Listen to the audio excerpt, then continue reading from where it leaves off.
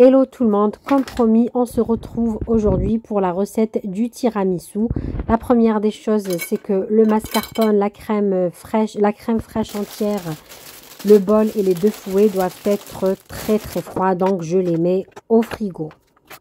Je commence ici par découper mes spéculoos, donc quelques-uns, pas tous, pour les verrines, car je vais faire deux types de tiramisu aujourd'hui. Le tiramisu spéculoos dans des verrines et le tiramisu classique dans un plat type Pyrex. Donc là, je commence par concasser mes spéculoos, les hacher, je les mets dans un sac plastique et je passe au rouleau. C'est une façon simple et rapide de les préparer. N'oubliez surtout pas d'enlever, en fonction du nombre de vos verrines, des morceaux de spéculoos entiers pour la décoration. C'est ce que j'ai fait d'ailleurs sous vos yeux. Là, j'ai pris de l'eau, du Nescafé que j'ai soluble, donc pour préparer du café tout simplement. Si vous n'avez pas de Nescafé, vous pouvez utiliser tout simplement avec le café de presse qu'on prépare habituellement. Là, j'ai pris des gâteaux à la cuillère. Si vous n'avez pas des gâteaux à la cuillère, vous pouvez prendre des langues de chat aussi. Donc que j'ai imbibé dans mon café, donc je les imbibe bien des deux côtés. Si c'est des langues de chat, il faut faire rapidement. Donc là, je récupère mon bol et mes fouets qui sont bien glacés. Mon mascarpone et ma crème liquide entière sont bien glacés. Donc je prends les 3 œufs, je sépare les jaunes des blancs, comme vous le remarquez en vidéo. Donc j'ai 3 œufs, donc on va utiliser pour la recette 3 jaunes d'œufs. Les blancs, vous pouvez les réserver de côté pour plus tard en faire par exemple de la meringue. Donc là, je vais prendre 100 g de sucre que je vais peser. Donc là, 100 g de sucre que je vais rajouter à mes jaunes d'œufs.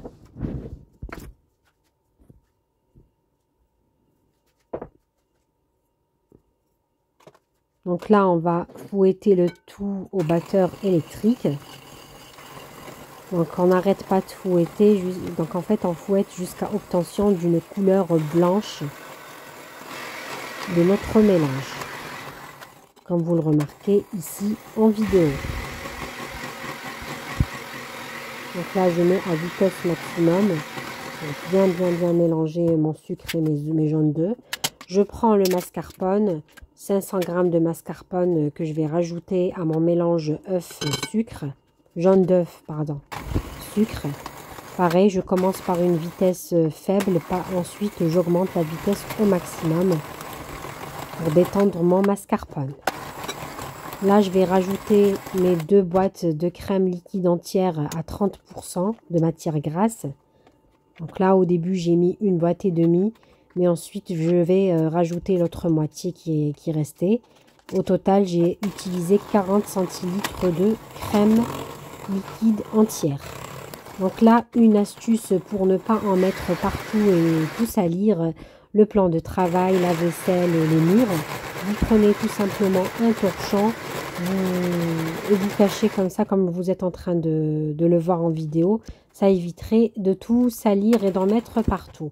Si vous le remarquez sur mon torchon, au lieu de salir mon plan de travail, c'est le torchon qui va protéger tout ça. Et ça éviterait d'en mettre partout. C'est une petite astuce que j'utilise au quotidien qui me facilite beaucoup la tâche par la suite.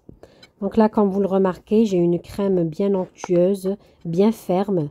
Je vais mettre une couche au-dessus de mes langues de chat qui ont été imbibées de café.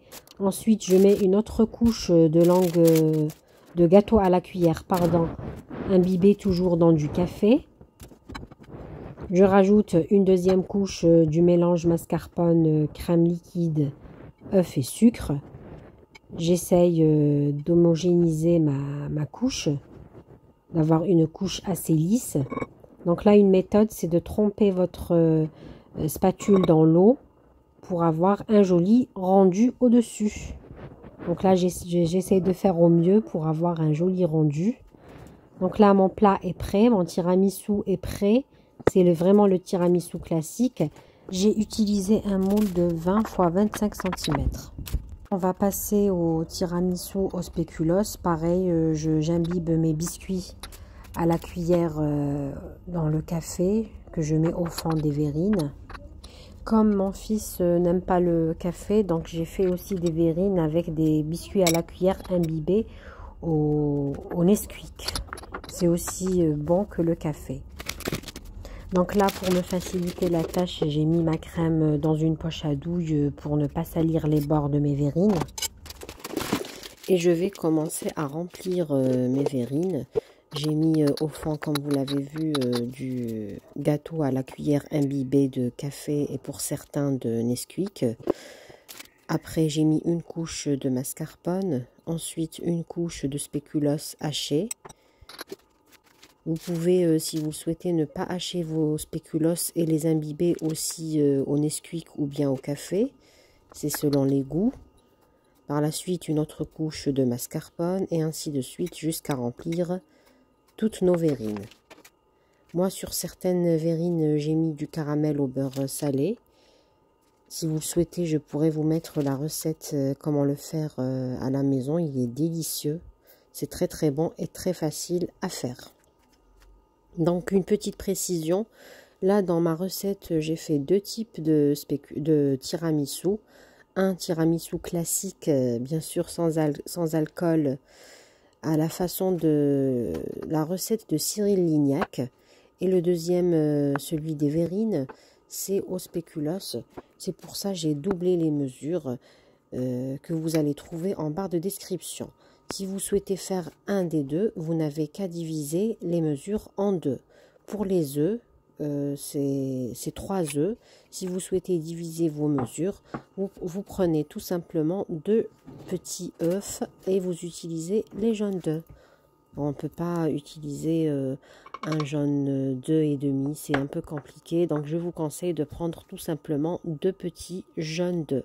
Une fois votre tiramisu prêt, vous le mettez au frigo. Il faut le laisser minimum 2 heures au frigo.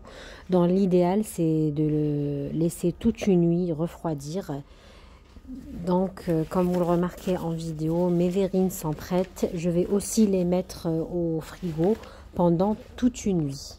Donc, après avoir reposé toute une nuit au frigo, je fais sortir mon tiramisu au café, le tiramisu traditionnel. Je vais saupoudrer de cacao amer. Donc moi personnellement j'adore le cacao amer, donc j'en mets beaucoup. Libre choix de mettre beaucoup ou un petit peu ou juste une petite quantité, c'est comme vous le souhaitez. Une petite astuce, vraiment saupoudrer de cacao amer à la dernière minute, juste avant de servir, parce que si vous le faites la veille, il va être mouillé, ça va pas donner un joli rendu. Voilà, donc ma recette de tiramisu est finie. J'espère que j'ai été le plus clair possible. Je vous remercie de me suivre au quotidien à travers mes vidéos. N'hésitez pas à vous abonner, à activer la cloche pour ne rater aucune de mes vidéos. C'est gratuit et ça fait toujours plaisir. Je vous dis à très bientôt pour d'autres recettes.